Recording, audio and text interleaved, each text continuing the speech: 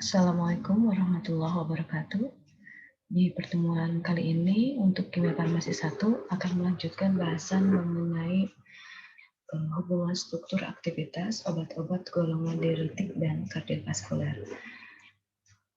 Nah, untuk pertama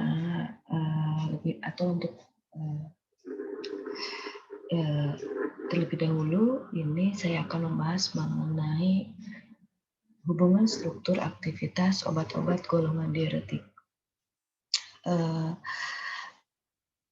Kalau untuk diuretik itu adalah senyawa yang memang dia mampu meningkatkan pengeluaran kemih ya atau diuresis. Nah, ini melalui kerja langsung terhadap ginjal gitu. Jadi memang obat-obat atau obat golongan diuretik ini dia mampu merangsang ginjal untuk melakukan kemih atau diuresis gitu ya. Di mana obat-obat yang menstimulus ini dia memang secara tidak langsung gitu ya, jadi menstimulusnya memang tidak secara langsung gitu. Adapun zat-zat di dalam obat diuretik ini yang memang memperkuat, misalnya zat-zat yang memperkuat atau obat-obat yang memperkuat kontraksi jantung ya, kemudian yang memberikan stimulus volume darah. Kemudian ada juga yang obat yang memang dia untuk sekresi hormon antidiuretik atau ADH. Nah, sedangkan kalau untuk obat-obat kardiovaskuler yaitu memang obat-obat khusus untuk penyakit jantung atau kardiovaskuler. Diuretik kalau misalnya di dalam dunia kedokteran itu di sini dikatakan dia untuk mengobati penyakit hipertensi gitu ya. Jadi kerjanya memang nanti si obat ini menurunkan penumpukan cairan sehingga memang ada stimulus terhadap jantung untuk melakukan diuresis yang cukup banyak dari biasanya gitu. Nah, diharapkan memang ini dengan pengeluaran cairan itu tekanan darahnya pun bisa berkurang atau turun seiring berkurangnya volume cairan di dalam tubuh gitu. Memang biasanya memang obat-obat golongan diuretik ini disandingkan ini dengan obat-obat kardiovaskuler karena biasanya memang mereka saling keterkaitan gitu ya, seperti itu. Nah, kita akan bahas dulu mengenai hubungan struktur aktivitas obat diuretik ya. Tadi dikatakan kalau diuretik itu kemih ya, itu diuresis. Jadi memang pengeluaran cairan yang berlebihan dari seperti biasanya memang karena pengaruh dari obat-obatan yang bersifat diuretika. Nah, diuretika ini bekerja terutama dengan meningkatkan ekskresi ion-ion seperti Na gitu ya, Cl- dan karbonat atau HCO3- gitu. Yang memang dia cairan-cairan elektrolit di dalam cairan luar sel gitu. Diuretika ini menurunkan absorpsi elektrolit ya di tubulus renalis dengan melibatkan proses pengangkutan aktif. Nah, sebelum ke pembahasan pengelompokan obat serta bagaimana modifikasinya, nah saya akan bahas dulu mengenai proses pembentukan urin ya. Mungkin pernah dibahas di anatomi mengenai anatomi ginjal gitu ya, bahwa memang ginjal ini terdiri dari nefron ya, terdiri dari jutaan. Jadi kalau nggak salah itu satu kan ginjal itu ada dua, ginjal kiri dan kanan. Nah, satu ginjal itu masing-masing terdapat 1 juta nefron. Jadi 1 juta nefron. Satu nefron itu ada glomerulus, ada tubulus proksimal, ada tubulus distal, dan ada lengkung Henle dan tubulus pengumpul atau saluran pengumpul. Jadi itu satu nefron. Bayangkan kalau misalnya dalam ginjal sebelah kiri itu ada 1 juta, berarti setiap nefron itu Berarti kalau misalnya ada 1 juta nefron, berarti dalam ginjal kiri itu ada 1 juta lengkung Henle. Karena memang satu nefron itu terdiri satu glomerulus, satu tubulus proksimal, satu tubulus distal, satu loop of Henle atau lengkung Henle, dan satu saluran pengumpul. Nah, bagaimana proses pembentukan urin? Jadi yang pertama ada filtrasi, ya. Filtrasi, jadi darah itu nanti disaring di apa namanya itu di glomerulus.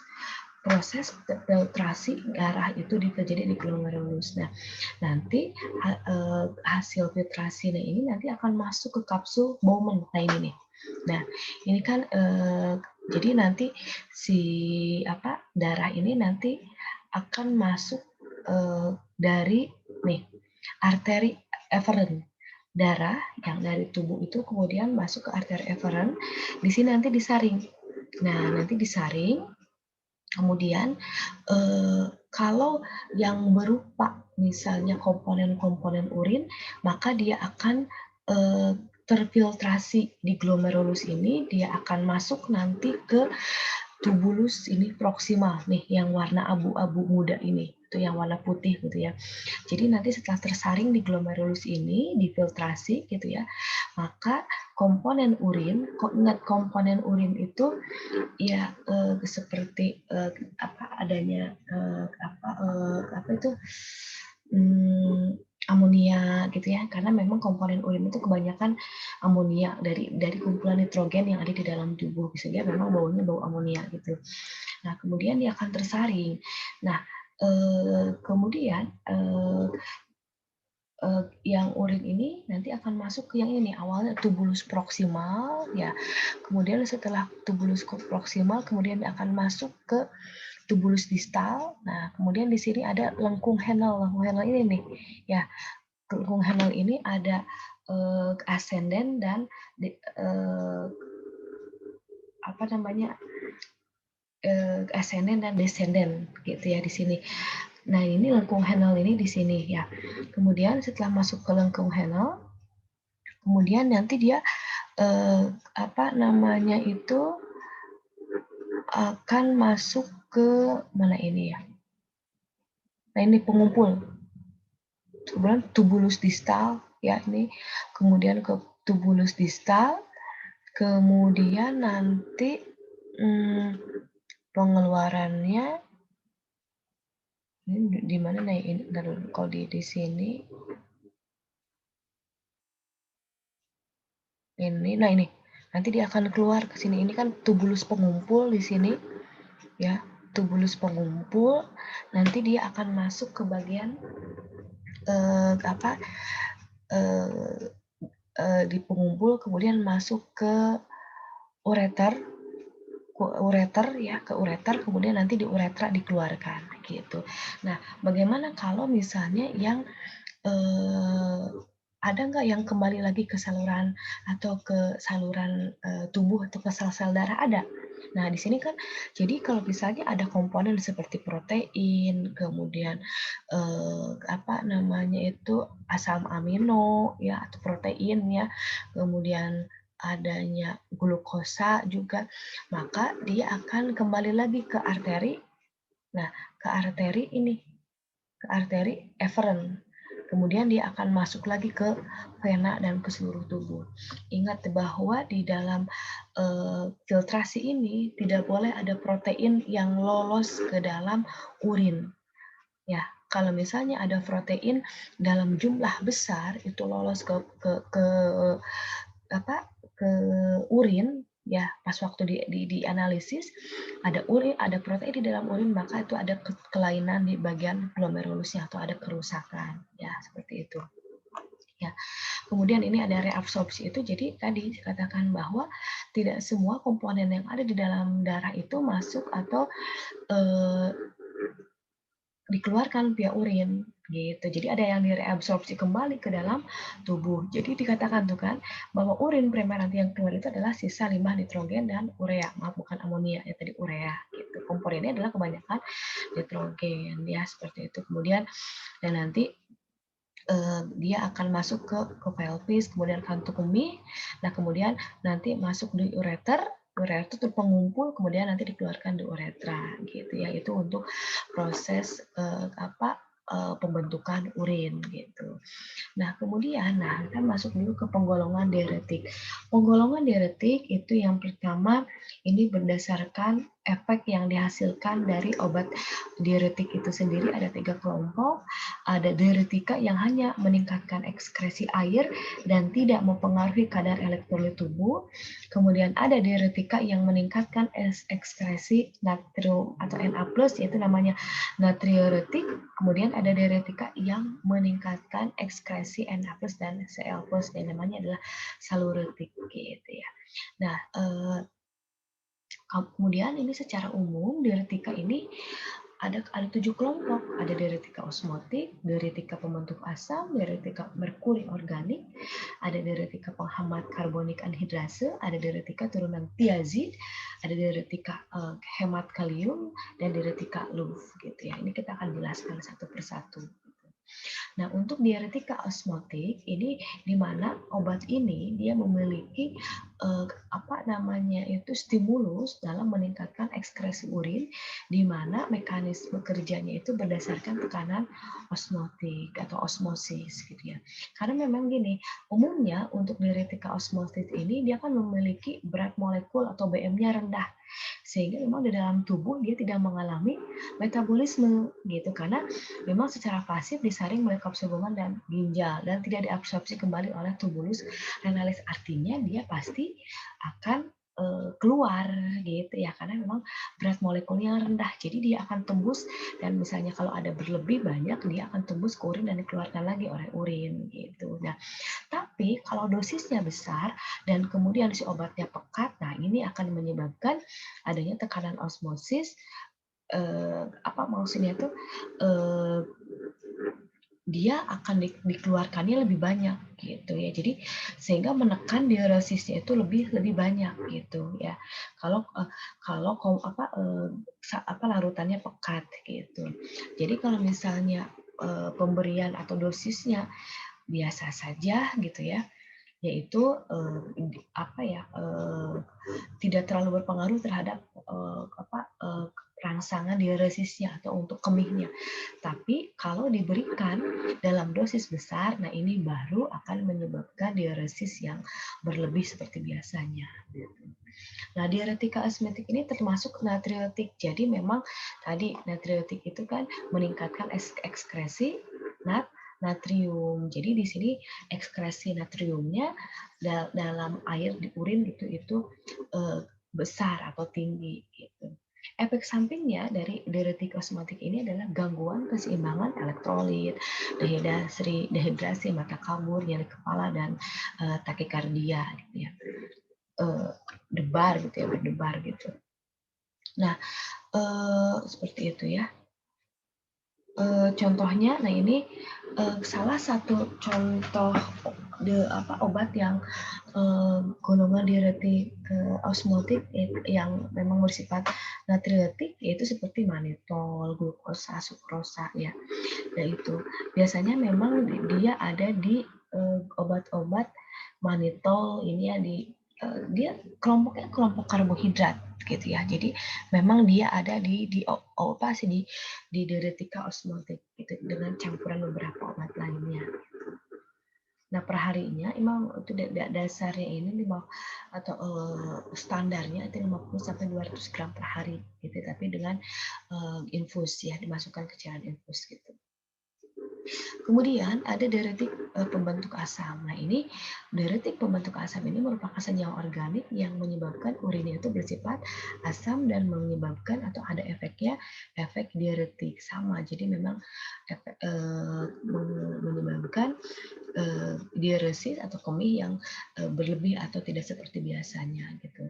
Ya, tapi memang efek diuretiknya itu tidak sebesar yang diuretik osmotik, gitu. Karena memang sangat lemah, gitu ya, kalau untuk diuretik pembentuk asam ini.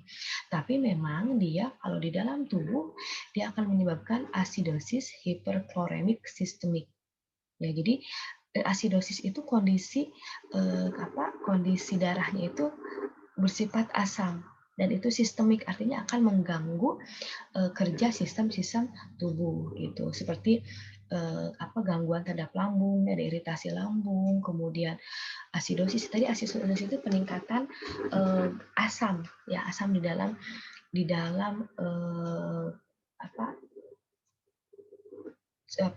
sel tubuh, di dalam sel darah tubuh gitu. Ya. Kemudian ini obat yang atau diuretika pembentuk asam seperti amonium klorida, amonium nitrat ya dan kalsium klorida gitu. Kemudian ini mekanisme kerja dari golongan diuretik ini ada di gambar berikut ini ya. Nah, ini lihat. Contoh itu ada amonium klorida, kemudian dia bereaksi dengan adanya air ya, maka dia akan menghasilkan apa itu GNH4+ ya atau ion amonium ya, ion amonium dan Cl-min. Nah, Cl-min itu hiperkloremik sistemik, jadi akan meningkatkan klorid ya, meningkatkan Cl berlebih di dalam tubuh gitu dengan adanya asupan amonium klorida ini. Nah, NH4 ini kemudian kalau dia bereaksi di dalam air atau di dalam cairan tubuh, ini akan menyebabkan asidosis, yaitu asidosis terhadap terutama darah atau cairan di dalam tubuh, terutama darah ya. Gitu. Nah, kemudian akan bereaksi dengan NH3 atau amonia dan akan membentuk urea. Nah, ini jadi tadi bahwa nanti si urea atau urin yang dikeluarkan ini, yang diuresis ini akan bersifat asam juga gitu ya. Kemudian, nah ini diuresisnya itu adanya karbonat tadi ya. Jadi pemicunya jadi memang karena memang menyebabkan di dalam tubuh, suasana tubuh kita ini menjadi asam dan kemudian nanti bereaksi dengan karbonat, maka nanti pas diuresis pun itu akan hasilnya berupa kondisi urinnya itu bersifat asam bersifat asam karena memang ini hasil sampingnya ini lihat HCO3 atau asam karbonat. Ya, seperti itu. Nah, ini penggunaan amonium klorida dalam sidang tunggal kurang efektif setelah 2 hari gitu. Tubuh ginja akan mengadakan kompensasi dengan memproduksi amonia yang akan menetralkan kelebihan asam seperti itu ya. Nah, ini. Jadi kalau misalnya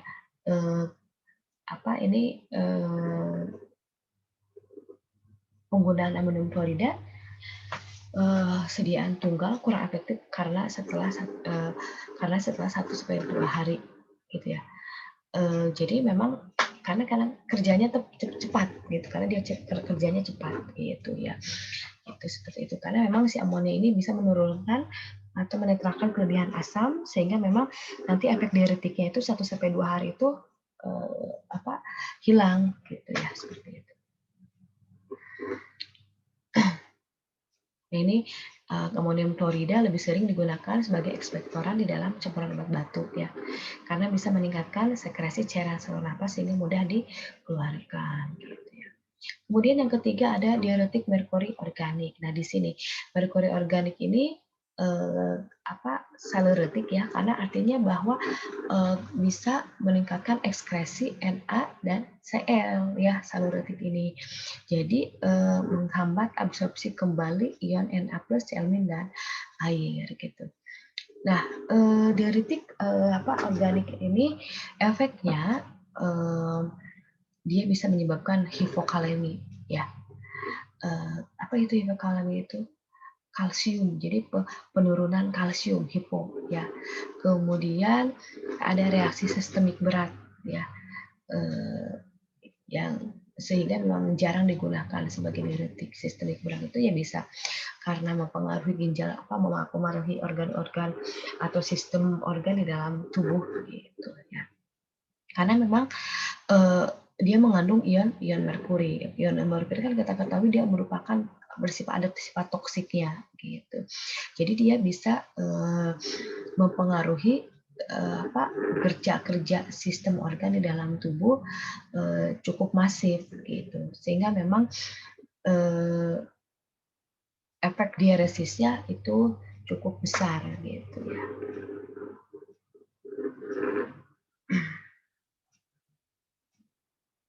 Nah, ini struktur umum diuretika merkuri organik. R1 ini kan dia, nah ini R1. R1 dia gugus atau rantai sampingnya. Ini OR, berarti ada rantai samping kedua, dan X ini dia substituen yang bersifat hidrofil. Ya, R1 ini ada apa aja? Berarti di R1 ini ada gugus aromatik atau gugus heterosiklik atau alisiklik gitu ya. Yang terikat pada propil melalui gugus karbamoil ya. Gugus R sangat menentukan distribusi dan kecepatan ekskresi diuretik. Jadi rantai samping ini dia penentu kecepatan diuretik ya, atau penentu kecepatan diuresis dari yang mengkonsumsi intinya R1 ini atau rantai samping ini dia penentu cepat atau tidaknya diuresis gitu ya. Kemudian R2 ini di sini biasanya OR2, berarti O di samping O ini ada R2-nya. R2-nya bisa apa aja? Bisa gugus metil, bisa gugus etil. Nah, ini pengaruh gugus terhadap sifat senyawa adalah kecil. Jadi, dia untuk efek terhadap atau kerja terhadap diuresisnya sangat kecil. Karena tadi yang berpengaruhnya adalah hanya yang cukup besar untuk diuresis itu di R1 ini. Kemudian X, ya X ini substituen yang bersifat hidrofil. Hidrofil masih ingat hidrofil ini yang dia penyuka air. Ya, jadi penyuka air artinya apa? Bahwa apapun jadi si senyawa ini tuh si substituen X ini kalau ketemu air dia bisa larut. Makanya memang lihat dia bisa menurunkan toksisitas obat. Artinya bahwa si substituen X ini tidak akan mengendap, karena memang kalau dia ketemu air ya, ketemu cairan tubuh gitu ya, dia akan cepat larut sehingga toksisitasnya pun akan berkurang gitu. Kemudian mengurangi efek iritasi setempat. Jadi kalau misalnya adanya si substituen S ini aman lah gitu ya. Jadi memang nanti efek samping terhadap gangguan sistemiknya itu tidak lama gitu, karena memang dia larut di dalam air gitu atau bersifat hidrofil gitu. Lihat, mengurangi toksisitas terhadap jantung ya. Kalau hidrofob, justru kalau misalnya si substituen hidrofob, wah ini bisa menambah toksisitas terhadap jantung. Karena apa? Nanti kan di jantung itu ada kolesterol, nanti dia seneng si ini sama kolesterol sehingga menyebabkan penumpukan lainnya. Untungnya X-nya ini substituennya bersifat hidrofil gitu ya. Nah, ini contoh senyawa diuretik merkuri organik ya, seperti meretoxilin atau dikurin ya, seperti itu, atau klormerodin ya. Kemudian ada juga mercaptomerin natrium atau nama lainnya ada thiomerin. Kemudian yang keempat itu ada diuretika penghambat karbonik anhidrase atau disebut CA, karbonik anhidrase. Ini golongan kelompok sulfonamid ya. Jadi penghambat ini dia juga saluretik, artinya meningkatkan ekskresi natrium, Cl dan air. Digunakan secara luas. Nah, ini untuk pengobatan bisa yang sembab yang ringan ataupun yang menengah atau moderat gitu ya. Nanti sebelum ditemukannya tiazida. Nah, adapun efek sampingnya ini bisa menurunkan nafsu makan, kemudian parestesia, asidosis. Jadi efek sampingnya ini sistemik, dan kemudian alkalisi urin. Jadi urinnya bersifat basa, dan hipokalemi artinya menurunkan kalsium di dalam cairan tubuh seperti itu. Jadi kalsiumnya berkurang, kalsium. Kalau ini saluretik itu natrium dan NaCl ya, maaf, natrium dan klor gitu.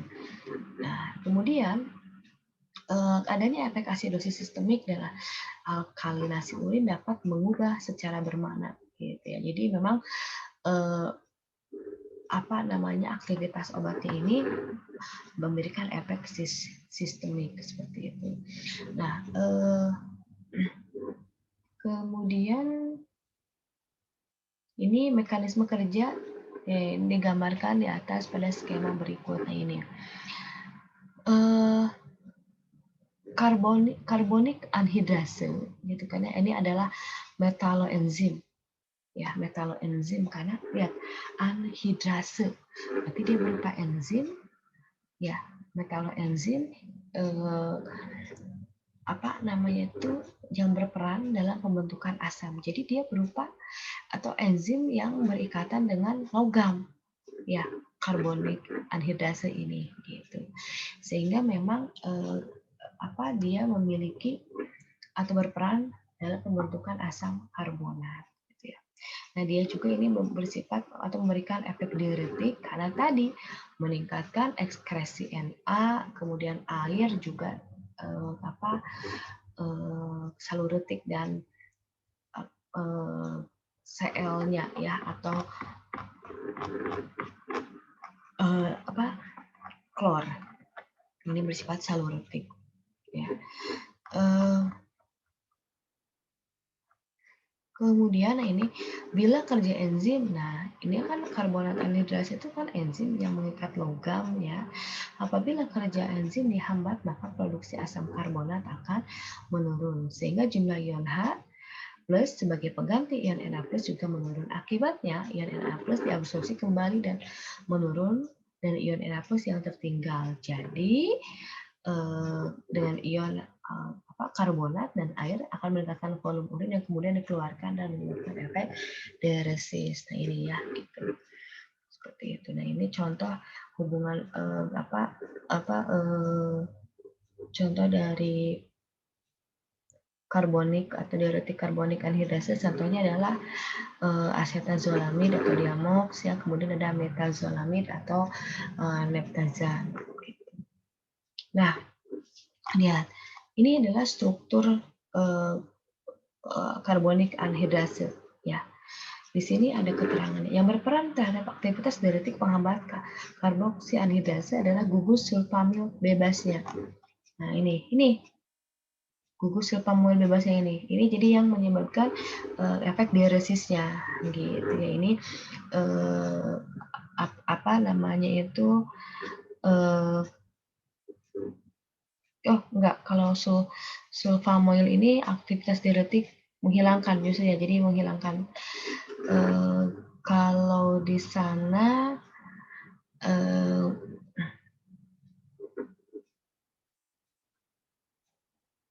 justru malah modifikasi ini menurunkan diuresis, ya. Jadi tidak ada modifikasinya, malah menurunkan diuresis, ya. Tapi memang kalau pada metil, adanya metil pada asetazolamid ini malah meningkatkan aktivitas obat dan memperpanjang masa kerja obat, itu positifnya, ya. Kemudian, nah ini contoh tadi bahwa diuretika karbonik anhidrase itu seperti asetazolamid dan metazolamid, ya. Ini asetazolamid ini biasanya digunakan untuk glaukoma, ya, kanker. Kemudian epilepsi, kemudian kebanyakan ini mungkin untuk pengobatan glaukoma, kanker pada mata, ya. Itu. Kemudian yang kelima ada diuretik turunan tiazid. Nah, yang ini dia saluretik, ya, jadi dia meningkatkan ekskresi natrium, klor dan air, ya, seperti itu. Tapi selain ketiga tadi komponen tadi juga meningkatkan ekskresi seperti kalsium, magnesium dan asam karbonat, ya, sehingga menurunkan ekskresi asam urat. Diuretik turunan tiazida ini biasanya digunakan pada dekomposisi jantung, ya, kemudian hipertensi, seperti itu. Kemudian turunan ini sering dikombinasikan juga untuk obat-obat anti hipertensi seperti reserpin dan hidralazin, ya. Seperti itu. Diuretik pada turunan tiazida itu dia mengandung gugus sulfamil, ya, dapat menghambat enzim karbonil anhidrase. Tadi efeknya adalah bahwa efeknya ini apa ya namanya itu, efeknya relatif lemah ya kalau untuk adanya karbonil. Jadi memang ini modifikasi di karbonil anhidrase. Gitu ya. Nah ini struktur hubungan aktivitas diuretik turunan tiazida. Ya, di sini ini banyak sekali gugus-gugusnya. Ya, di sini pada posisi satu cincin heterosiklik. Ya, ini ada gugus SO, kemudian ada CO, ya, ini SO, CO2, ada SO2, ini aktivitasnya lebih besar. Gitu.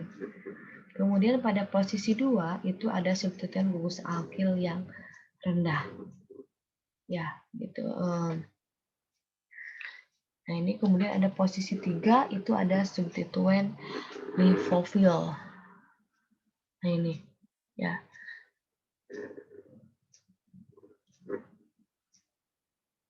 Ini yang ini. Seperti itu ya, posisi 3 itu. Ada ikatan C3C4 jenuh. Nah, jadi di sini R1 ini menentukan potensi dan durasi diuretik. Ya, kemudian di sini juga dia sebagai inhibitor kerja diuretik tiazida yang spesifik. Nah, ini ada pun beberapa obat turunan tiazida seperti ada turunan klorotiazida ya. Kemudian klorotiazida ini nama dagangnya diuril, rantai sampingnya itu Cl dan R1-nya itu ada H. Kemudian ada turunan hidroklorotiazid. Nah, ini obat-obat diuretik turunan hidroklorotiazid ya, seperti hidroklorotiazida atau hidrodiuril, esedrik oretik, ada saluron, ada naturain dan lainnya ya. Kemudian efek negatif dari penggunaan diuretik turunan tiazianida ini. Jadi hipertensi ya, menyebabkan efek sampingnya ada hipersensitif seperti urtikaria, ada demam akibat obat seperti itu ya. Kemudian juga hipokalemia, jadi menurunkan kadar kalsium dalam darah ya, karena memang ada ekskresi K+, jadi dikeluarin si kalium ke urin terus dikemis sehingga memang kalium di dalam darah itu berkurang ya. Padahal penggunaan diuretik ini menghasilkan sedikit penurunan pada curah jantung. Kemudian penggunaan tiazid dan diuretik mirip tiazida dalam jangka panjang kadang-kadang menyebabkan hiperkalsemia dan hiperurisemia. Ya, seperti itu. Kemudian yang kelompok ke-6 itu ada diuretika hemat kalium. Nah, diuretika hemat kalium ini dia bersifat natriuretik. Ya, jadi meningkatkan ekspresi natrium dan menurunkan sekresi ion H+ dan K. Jadi senyawa ini nanti bekerja di tubulus distal, nanti akan memblok penukaran ion plus dan ion H+ K, sehingga memang nanti sekresi yang banyak dikeluarkan itu adalah natrium, makanya natriuretik turunan tiazida gitu ya. Kemudian efek sampingnya yaitu hiperkalemi. Jadi karena yang dikeluarkan tadi apa? Yang dikeluarkan atau yang disekresikan kan ion H+. Sementara kalsiumnya itu tidak dikeluarkan sehingga akan terjadi apa? Hiperkalsemia, peningkatan kalsium di dalam darah gitu ya. Nah, berdasarkan efek yang timbul diuretika hemat kalium ya, bagi ada 2 kelompok, ada diuretika dengan efek langsung ya dan diuretika antagonis aldosteron. Diuretika efek langsung ini contohnya seperti amilorid HCl ya, seperti ini turunan-turunan tirazin gitu. Kemudian ada triameteren ya, triamteren ini ya, dia juga diuretika tapi turunan pteridin gitu. Kemudian kelompok yang kedua itu ada diuretika antagonis aldosteron. Ya, ini di mana mineral kortikoid ini dikeluarkan oleh korteks adrenalin. Gitu ya. Oke, ini nanti bisa dibaca saja untuk yang diuretika antagonis aldosteron ini. Ya. Nah, selanjutnya yang ketujuh atau yang kelompok ketujuh itu ada diuretika loop. Ya, ini senyawa saluretik juga.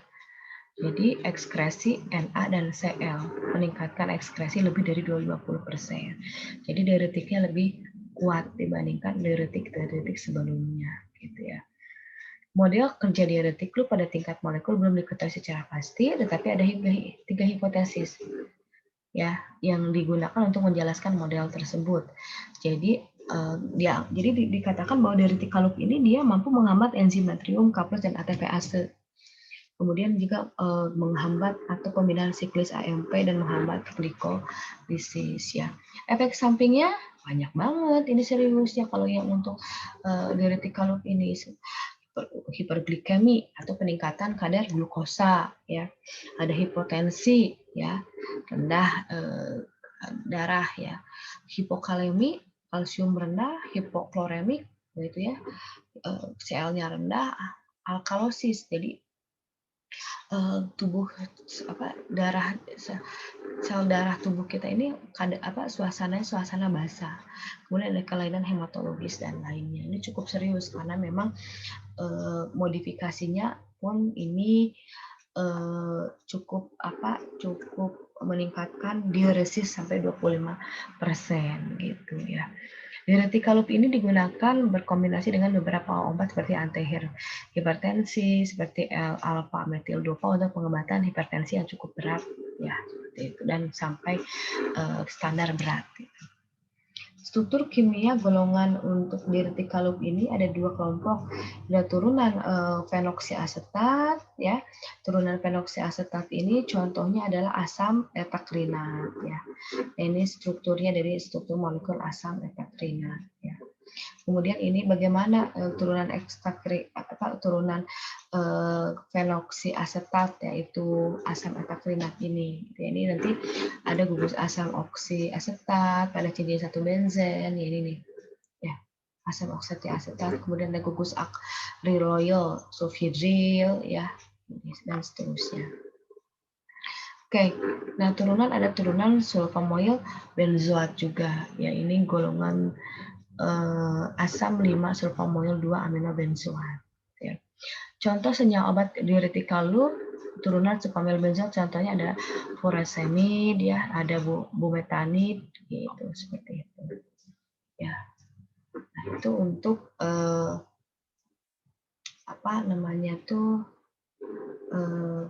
hubungan struktur obat golongan antidiuretik.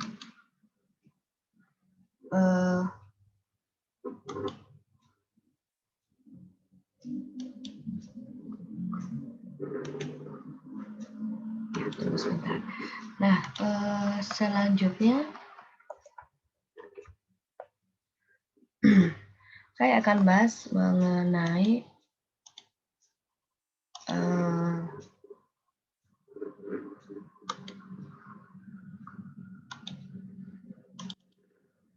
hubungan struktur aktivitas obat kardiovaskuler ya.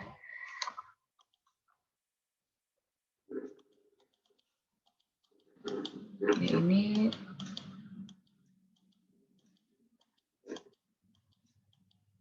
cukup banyak juga ya. Oh, paling nanti untuk